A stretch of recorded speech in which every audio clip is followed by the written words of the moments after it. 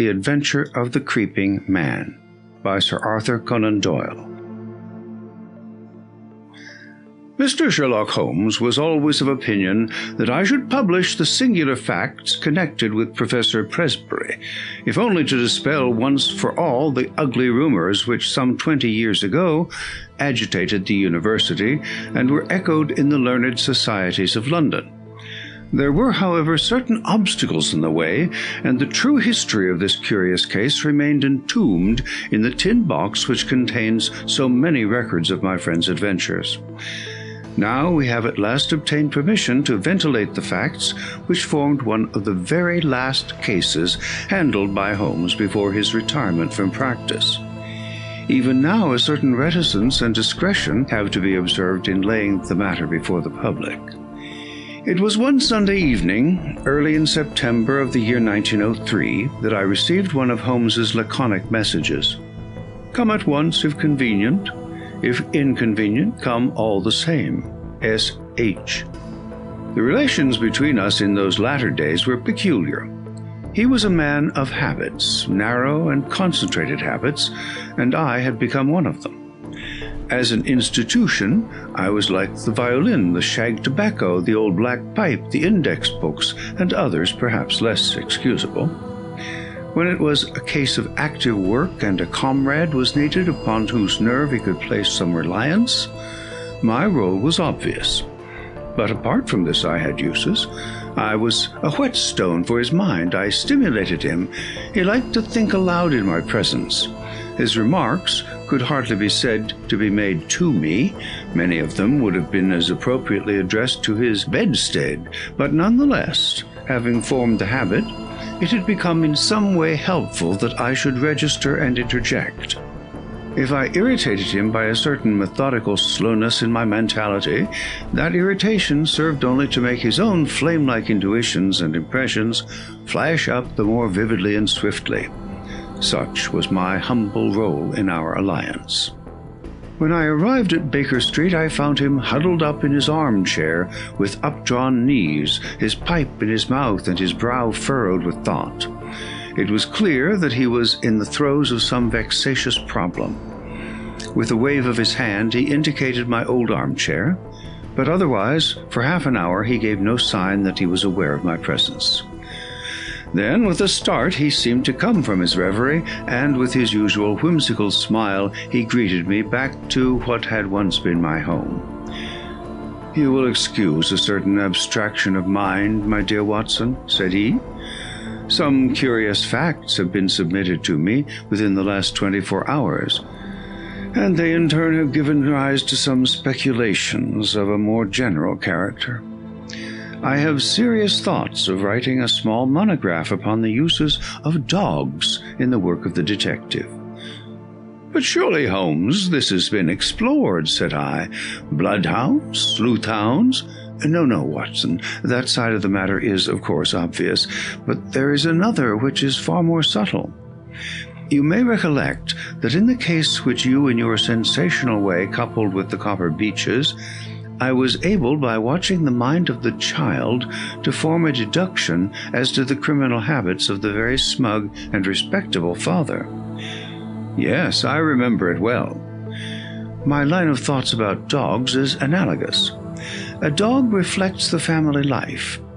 Who ever saw a frisky dog in a gloomy family, or a sad dog in a happy one? Snarling people have snarling dogs. Dangerous people have dangerous ones, and their passing moods may reflect the passing moods of others. I shook my head. "Surely, Holmes, this is a little far-fetched," said I. He had refilled his pipe and resumed his seat, taking no notice of my comment. "The practical application of what I have said is very close to the problem which I am investigating. It is a tangled skein, you understand, and I am looking for a loose end. One possible loose end lies in the question, why does Professor Presbury's faithful wolfhound Roy endeavor to bite him?" I sank back in my chair in some disappointment. Was it for so trivial a question as this that I had been summoned from my work? Holmes glanced across at me. "The same old Watson," said he. "You never learn that the gravest issues may depend upon the smallest things. But is it not on the face of it strange that a staid, elderly philosopher— you heard of Presbury, of course, the famous camphor physiologist— that such a man whose friend has been his devoted wolfhound should now have been twice attacked by his own dog? What do you make of it?" "The dog is ill." "Well, that has to be considered. But he attacks no one else, nor does he apparently molest his master, save on very special occasions. Curious, Watson, very curious. But young Mr. Bennett is before his time, if that is his ring. I had hoped to have a longer chat with you before he came." There was a quick step on the stairs, a sharp tap at the door, and a moment later the new client presented himself. He was a tall, handsome youth about 30, well-dressed and elegant, but with something in his bearing which suggested the shyness of the student rather than the self-possession of the man of the world. He shook hands with Holmes and then looked with some surprise at me. "This matter is very delicate, Mr. Holmes," he said. "Consider the relation in which I stand to Professor Presbury, both privately and publicly. I really can hardly justify myself if I speak before any third person." "Have no fear, Mr. Bennett. Dr. Watson is the very soul of discretion, and I can assure you that this is a matter in which I am very likely to need an assistant." "As you like, Mr. Holmes. You will, I am sure, understand my having some reserves in the matter." "You will appreciate it, Watson, when I tell you that this gentleman, Mr. Trevor Bennett, is professional assistant to the great scientist, lives under his roof, and is engaged to his only daughter. Certainly we must agree that the professor has every claim upon his loyalty and devotion. But it may best be shown by taking the necessary steps to clear up this strange mystery." "I hope so, Mr. Holmes. That is my one object. Does Dr. Watson know the situation?" "I have not had time to explain it." "Then perhaps I had better go over the ground again before explaining some fresh developments." "I will do so myself," said Holmes, "in order to show that I have the events in their due order. The Professor, Watson, is a man of European reputation. His life has been academic. There has never been a breath of scandal. He is a widower with one daughter, Edith. He is, I gather, a man of very virile and positive, one might almost say combative, character. So the matter stood until a very few months ago. Then the current of his life was broken. He is 61 years of age, but he became engaged to the daughter of Professor Morphy, his colleague in the chair of comparative anatomy. It was not, as I understand, the reasoned courting of an elderly man, but rather the passionate frenzy of youth, for no one could have shown himself a more devoted lover. The lady, Alice Morphy, was a very perfect girl, both in mind and body, so that there was every excuse for the professor's infatuation. Nonetheless, it did not meet with full approval in his own family. "We thought it rather excessive," said our visitor. "Exactly. Excessive and a little violent and unnatural. Professor Presbury was rich, however, and there was no objection on the part of the father. The daughter, however, had other views, and there were already several candidates for her hand, who, if they were less eligible from a worldly point of view, were at least more of an age. The girl seemed to like the professor in spite of his eccentricities. It was only age which stood in the way. About this time, a little mystery suddenly clouded the normal routine of the professor's life. He did what he had never done before. He left home and gave no indication where he was going. He was away a fortnight and returned looking rather travel-worn. He made no allusion to where he had been, although he was usually the frankest of men. It chanced, however, that our client here, Mr. Bennett, received a letter from a fellow student in Prague, who said that he was glad to have seen Professor Presbury there, although he had not been able to talk to him. Only in this way did his own household learn where he had been. Now comes the point. From that time onwards, a curious change came over the professor. He became furtive and sly. Those around him had always the feeling that he was not the man that they had known, but that he was under some shadow which had darkened his higher qualities. His intellect was not affected. His lectures were as brilliant as ever, but always there was something new, something sinister and unexpected. His daughter, who was devoted to him, tried again and again to resume the old relations and to penetrate this mask which her father seemed to have put on. You, sir, as I understand, did the same, but all was in vain. And now, Mr. Bennett, tell in your own words the incident of the letters. You must understand, Dr. Watson, that the professor had no secrets from me. If I were his son or his younger brother, I could not have more completely enjoyed his confidence. As his secretary, I handled every paper which came to him, and I opened and subdivided his letters. Shortly after his return, all this was changed. He told me that certain letters might come to him from London, which would be marked by a cross under the stamp. These were to be set aside for his own eyes only. I may say that several of these did pass through my hands, that they had the E.C. mark, and were in an illiterate handwriting. If he answered them at all, the answers did not pass through my hands, nor into the letter basket in which our correspondence was collected. And the box, said Holmes. Ah, yes, the box. The professor brought back a little wooden box from his travels. It was the one thing which suggested a continental tour, for it was one of those quaint carved things which one associates with Germany.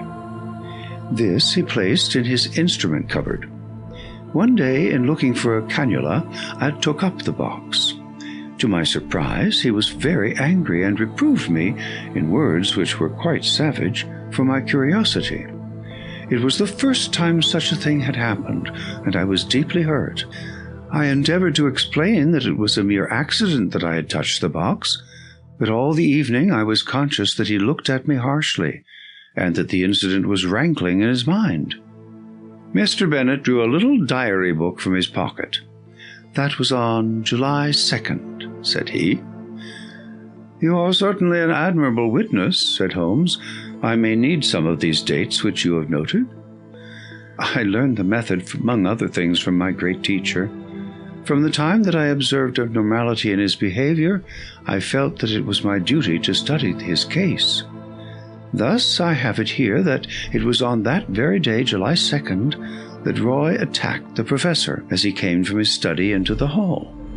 Again, on July 11th, there was a scene of the same sort, and then I have a note of yet another upon July 20th. After that, we had to banish Roy to the stables. He was a dear, affectionate animal, but I fear I weary you. Mr. Bennett spoke in a tone of reproach, for it was very clear that Holmes was not listening. His face was rigid, and his eyes gazed abstractedly at the ceiling. With an effort, he recovered himself. "Singular, most singular," he murmured. "These details were new to me, Mr. Bennett. I think we have now fairly gone over the old ground, have we not? But you spoke of some fresh developments." The pleasant open face of our visitor clouded over, shadowed by some grim remembrance. "What I speak of occurred the night before last," said he. "I was lying awake about 2 in the morning when I was aware of a dull, muffled sound coming from the passage. I opened my door and peeped out. I should explain that the professor sleeps at the end of the passage." "The date being?" asked Holmes. Our visitor was clearly annoyed at so irrelevant an interruption. "I have said, sir, that it was the night before last, that is, September 4th. Holmes nodded and smiled. "Pray, continue," said he. "He sleeps at the end of the passage, and would have to pass my door in order to reach the staircase. It was a really terrifying experience, Mr. Holmes. I think that I am as strong-nerved as my neighbors, but I was shaken by what I saw. The passage was dark, save that one window halfway along it threw a patch of light. I could see that something was coming along the passage, something dark and crouching. Then suddenly it emerged into the light, and I saw that it was he. He was crawling, Mr. Holmes, crawling. He was not quite on his hands and knees. I should rather say on his hands and feet, with his face sunk between his hands. Yet he seemed to move with ease. I was so paralyzed by the sight that it was not until he had reached my door that I was able to step forward and ask if I could assist him. His answer was extraordinary. He sprang up, spat out some atrocious word at me, and hurried on past me and down the staircase. I waited for about an hour, but he did not come back. It must have been daylight before he regained his room. "Well, Watson, what make you of that?" asked Holmes, with the air of the pathologist who presents a rare specimen. "Lumbago, possibly. I have known a severe attack make a man walk in just such a way, and nothing would be more trying to the temper." "Good, Watson. You always keep us flat-footed on the ground. But we can hardly accept lumbago, since he was able to stand erect in a moment." "He was never better in health," said Bennett. "In fact, he is stronger than I have known him for years. But there are the facts, Mr. Holmes. It is not a case in which we can consult the police, and yet we are utterly at our wits' end as to what to do. And we feel in some strange way that we are drifting towards disaster. Edith, Miss Presbury, feels as I do, that we cannot wait passively any longer. It is certainly a very curious and suggestive case. What do you think, Watson?" "Speaking as a medical man," said I, "it appears to be a case for an alienist. The old gentleman's cerebral processes were disturbed by the love affair. He made a journey abroad in the hope of breaking himself of the passion. His letters and the box may be connected with some other private transaction, a loan, perhaps, or share certificates which are in the box. And the wolfhound no doubt disapproved of the financial bargain. No, Watson, there is more in it than this. Now, I can only suggest—" What Sherlock Holmes was about to suggest will never be known, for at this moment the door opened and a young lady was shown into the room. As she appeared, Mr. Bennett sprang up with a cry and ran forward with his hands out to meet those which she had herself outstretched. "Edith, dear, nothing the matter, I hope?" "I felt I must follow you. Oh, Jack, I have been so dreadfully frightened. It is awful to be there alone. Mr. Holmes, this is the young lady I spoke of. This is my fiancée." "We were gradually coming to that conclusion, were we not, Watson?" Holmes answered, with a smile. "I take it, Miss Presbury, that there is some fresh development in the case, and that you thought we should know?" Our new visitor, a bright, handsome girl of the conventional English type, smiled back at Holmes as she seated herself beside Mr. Bennett. "When I found Mr. Bennett had left his hotel, I thought I should probably find him here. Of course, he had told me that he would consult you. But oh, Mr. Holmes, can you do nothing for my poor father?" "I have hopes, Miss Presbury, but the case is still obscure. Perhaps what you have to say may throw some fresh light upon it." "It was last night, Mr. Holmes. He had been very strange all day.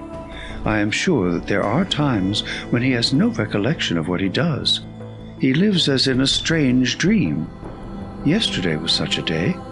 It was not my father with whom I lived. His outward shell was there, but it was not really he." "Tell me what happened." "I was awakened in the night by the dog barking most furiously. Poor Roy, he is chained now near the stable.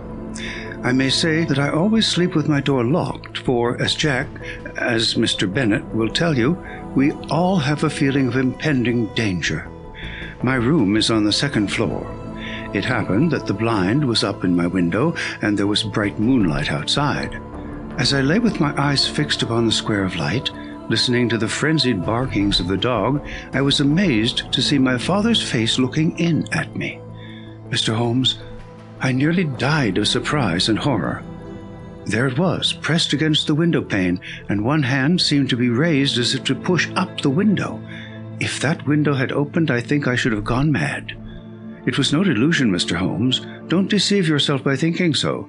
I dare say it was 20 seconds or so that I lay paralyzed and watched the face. Then it vanished. But I could not spring out of bed and look out after it. I lay cold and shivering till morning. At breakfast he was sharp and fierce in manner, and made no allusion to the adventure of the night. Neither did I, but I gave an excuse for coming to town, and here I am."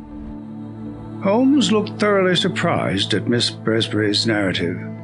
"My dear young lady, you say that your room is on the 2nd floor. Is there a long ladder in the garden?" "No, Mr. Holmes, that is the amazing part of it. There is no possible way of reaching the window, and yet he was there." "The date being September 5th, said Holmes. "That certainly complicates matters." It was the young lady's turn to look surprised. "This is the second time that you have alluded to the date, Mr. Holmes," said Bennett. "Is it possible that it has any bearing upon the case?" "It is possible, very possible, and yet I have not my full material at present." "Possibly you are thinking of the connection between insanity and phases of the moon?" "No, I assure you, it was quite a different line of thought. Possibly you can leave your notebook with me, and I will check the dates. Now I think, Watson, that our line of action is perfectly clear. This young lady has informed us, and I have the greatest confidence in her intuition, that her father remembers little or nothing which occurs upon certain dates. We will therefore call upon him as if he had given us an appointment upon such a date.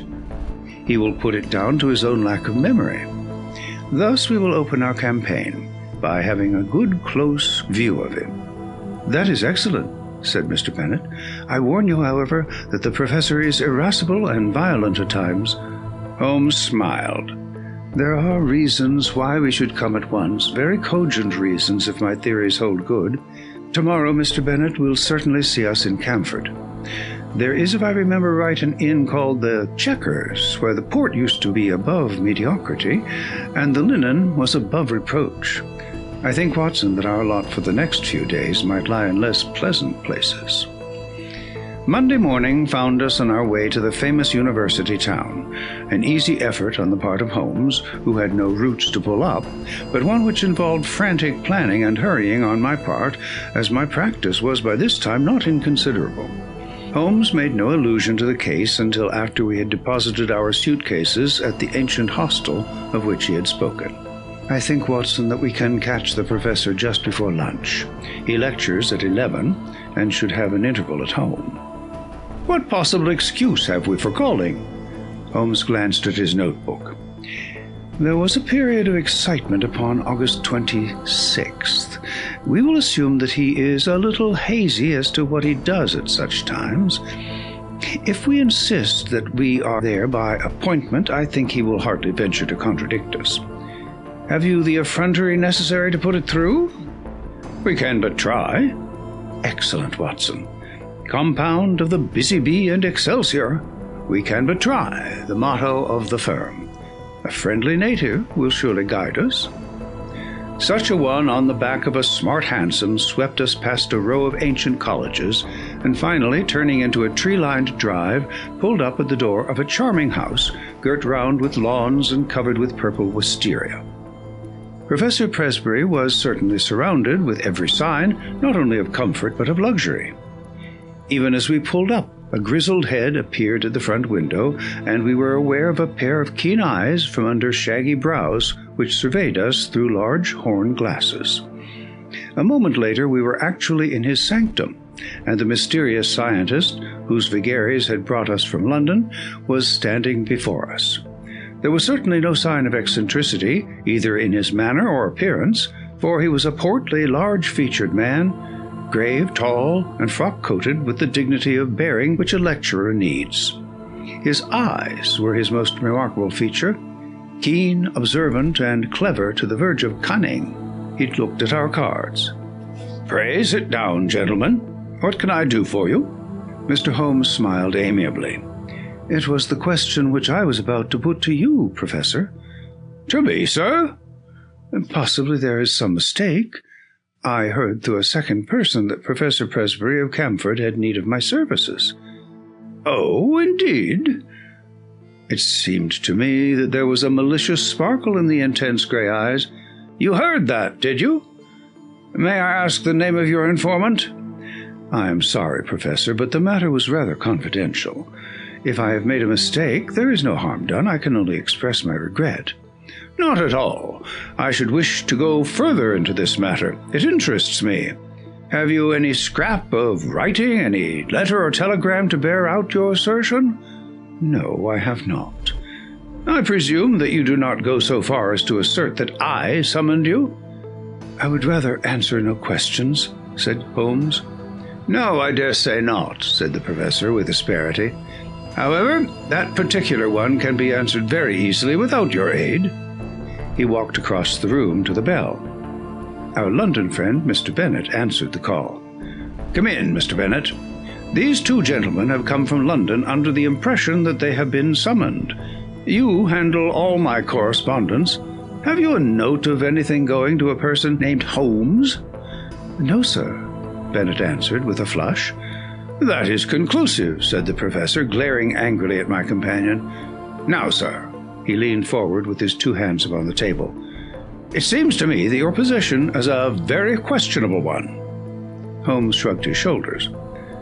"I can only repeat that I am sorry that we have made a needless intrusion." "Hardly enough, Mr. Holmes," the old man cried in a high, screaming voice with extraordinary malignancy upon his face.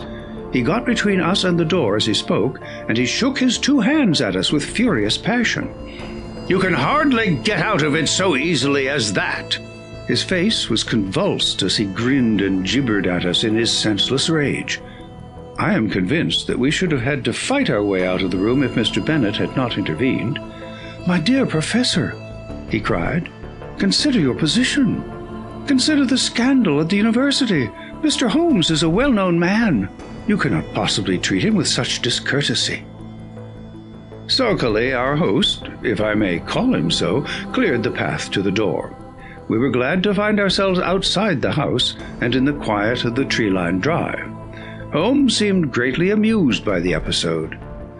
"Our learned friend's nerves are somewhat out of order," said he. "Perhaps our intrusion was a little crude, and yet we have gained that personal contact which I desired. But dear me, Watson, he is surely at our heels. The villain still pursues us."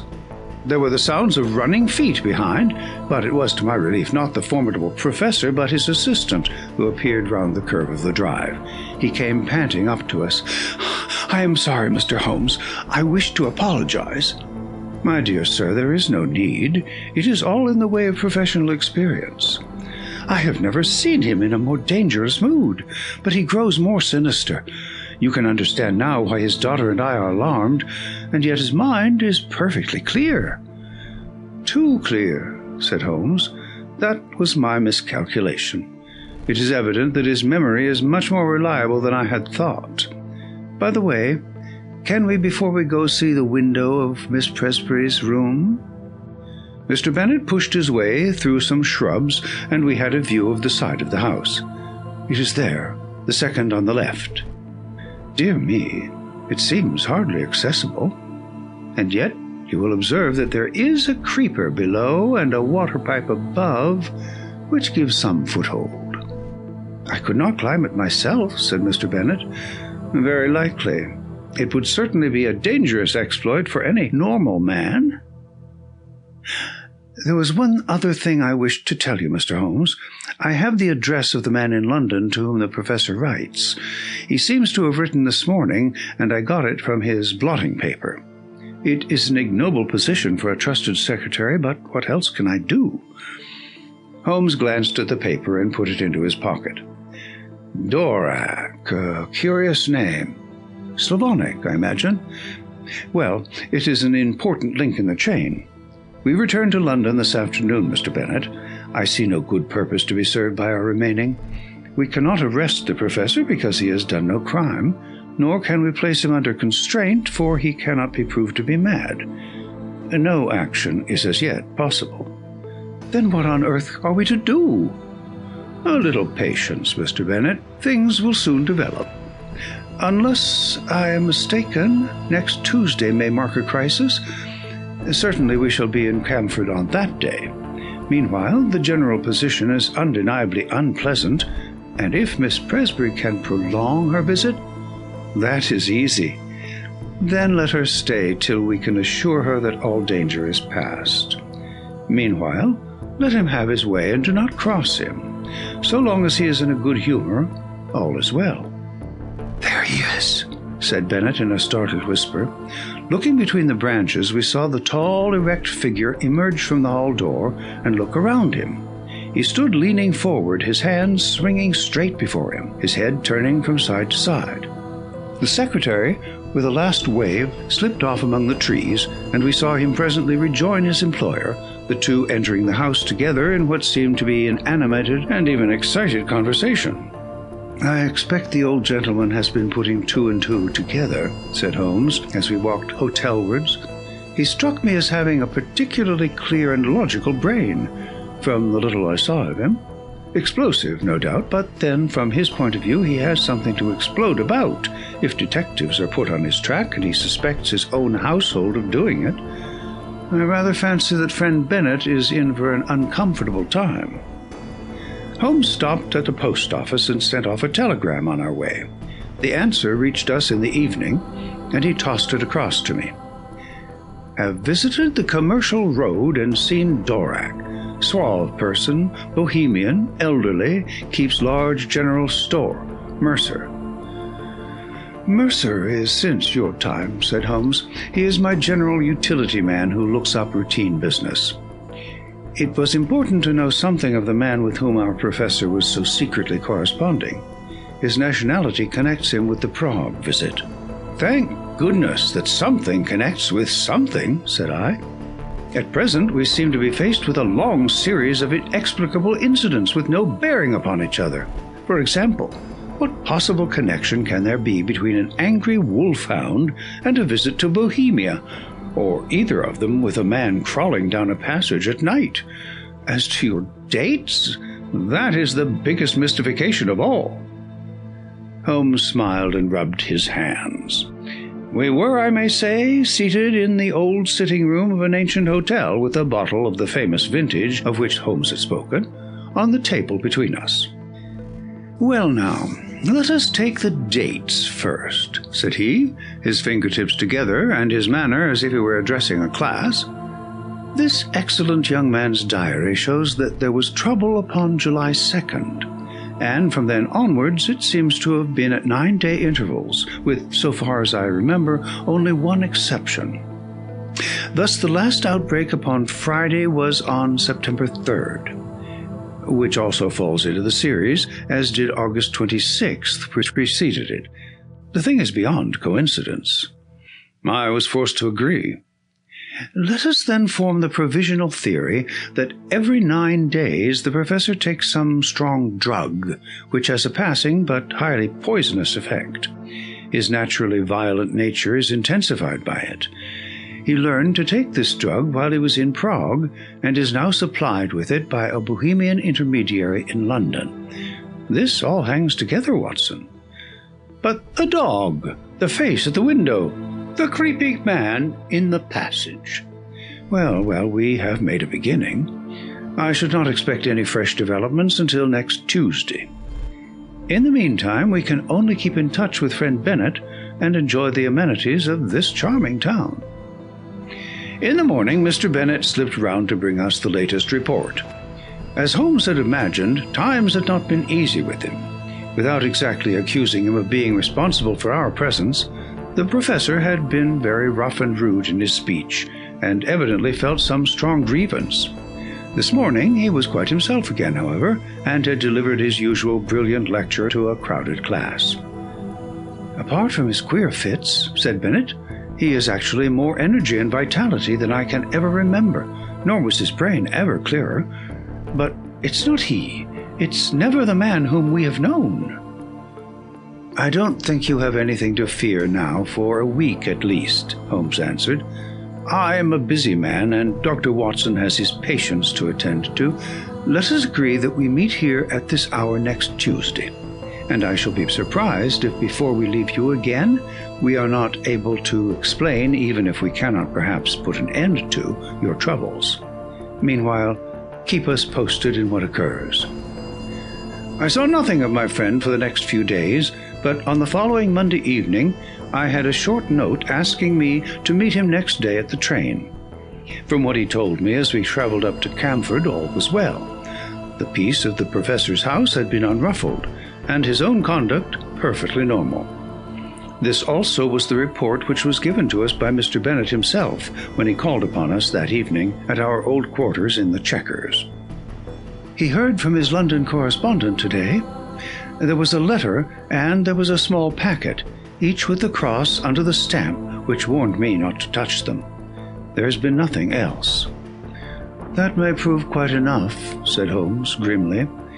Now, Mr. Bennett, we shall, I think, come to some conclusion tonight. If my deductions are correct, we should have an opportunity of bringing matters to a head. In order to do so, it is necessary to hold the professor under observation.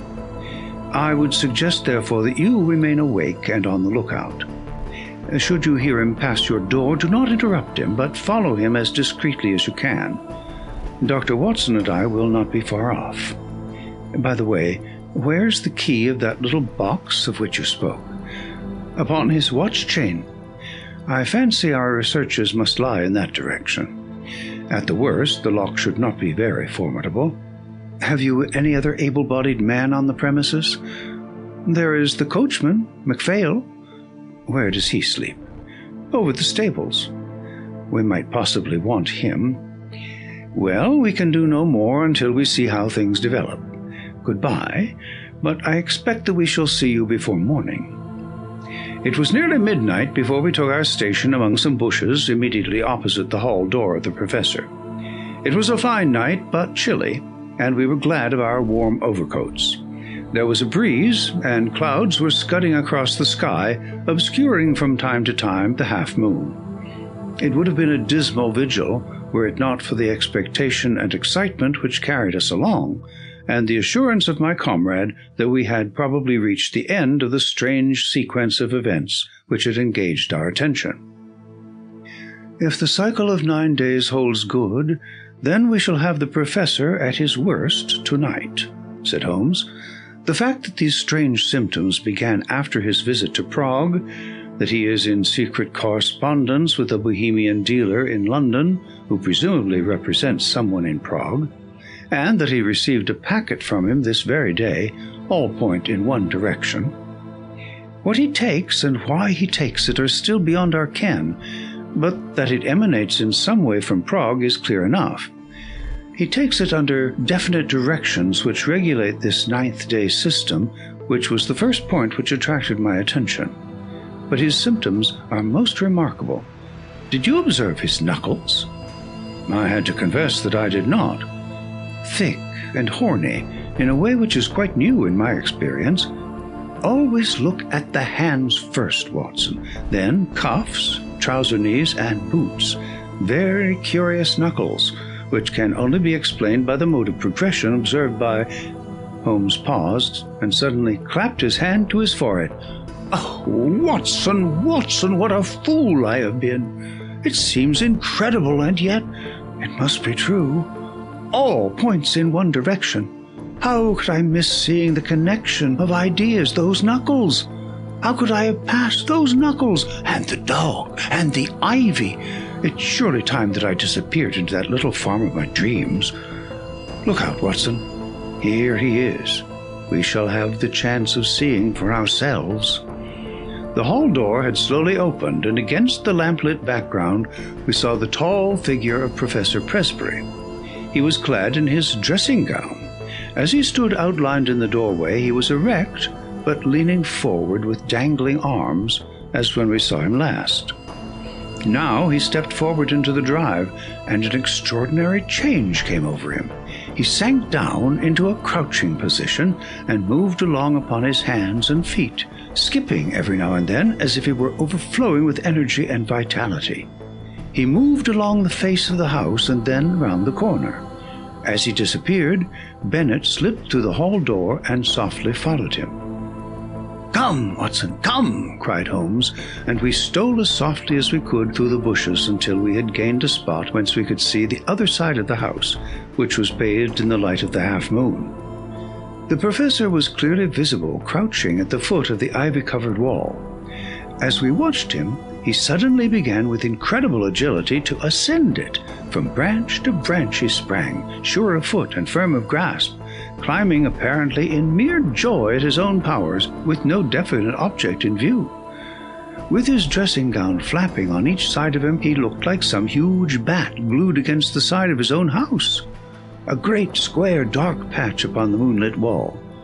Presently he tired of this amusement, and, dropping from branch to branch, he squatted down into the old attitude and moved towards the stables, creeping along in the same strange way as before. The wolfhound was out now, barking furiously and more excited than ever when it actually caught sight of its master. It was straining on its chain and quivering with eagerness and rage. The professor squatted down very deliberately just out of reach of the hound and began to provoke it in every possible way. He took handfuls of pebbles from the drive and threw them in the dog's face, prodded him with a stick which he had picked up, flicked his hands about only a few inches from the gaping mouth, and endeavored in every way to increase the animal's fury, which was already beyond all control. In all our adventures, I do not know that I have ever seen a more strange sight than this impassive and still dignified figure, crouching frog-like upon the ground and goading to a wilder exhibition of passion the maddened hound, which ramped and raged in front of him by all manner of ingenious and calculated cruelty.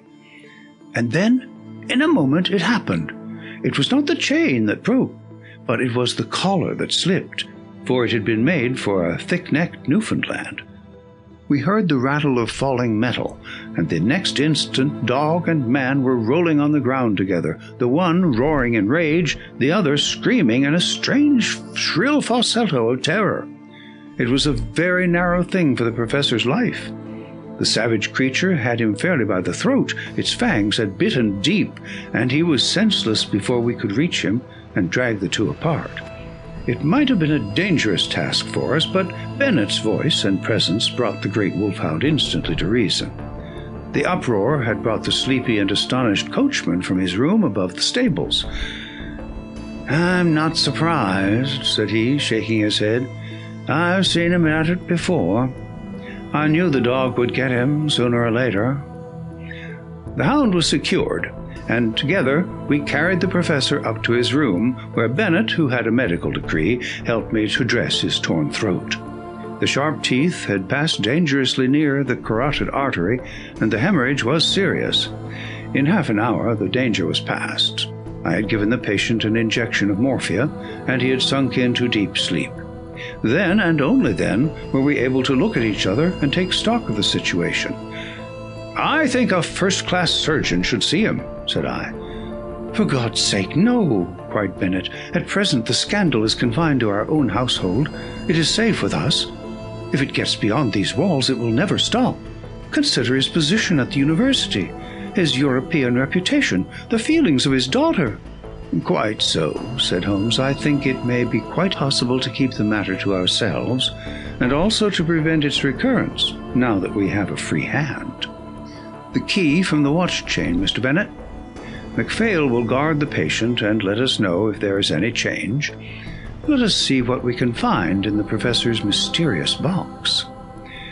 There was not much, but there was enough.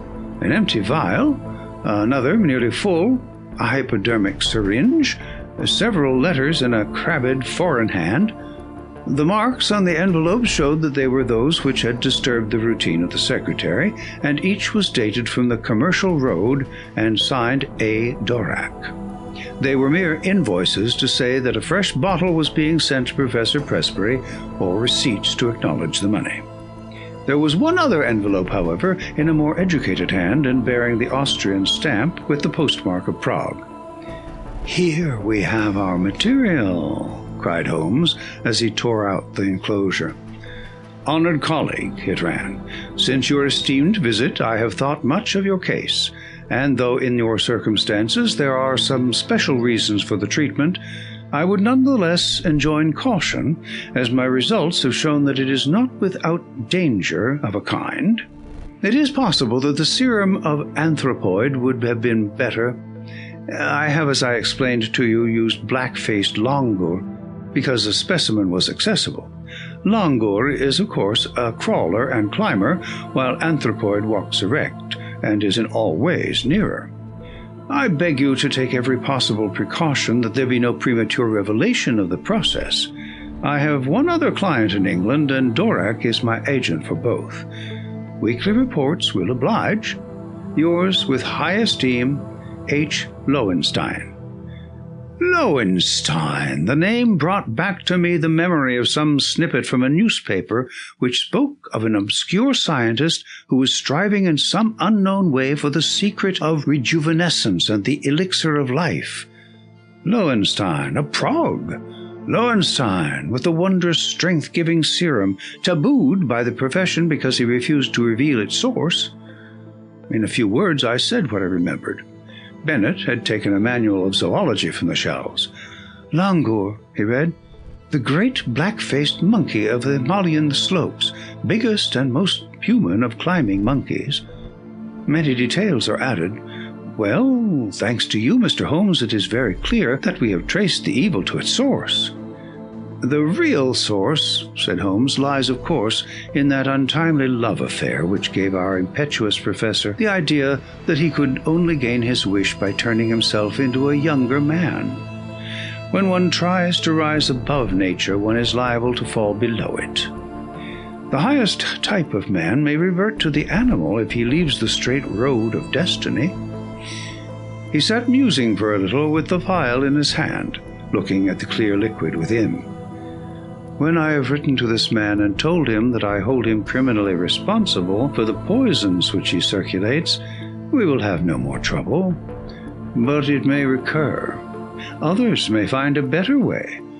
There is danger here, a very real danger to humanity.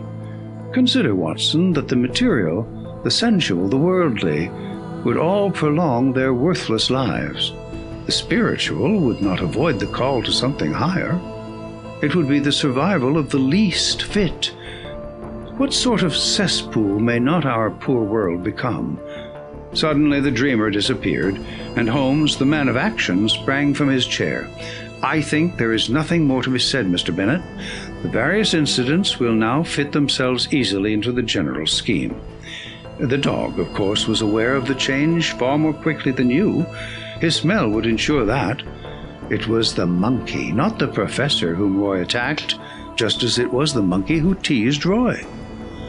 Climbing was a joy to the creature, and it was a mere chance, I take it, that the pastime brought him to the young lady's window. There is an early train to town, Watson, but I think we shall just have time for a cup of tea at the Checkers before we catch it. End of The Adventure of the Creeping Man.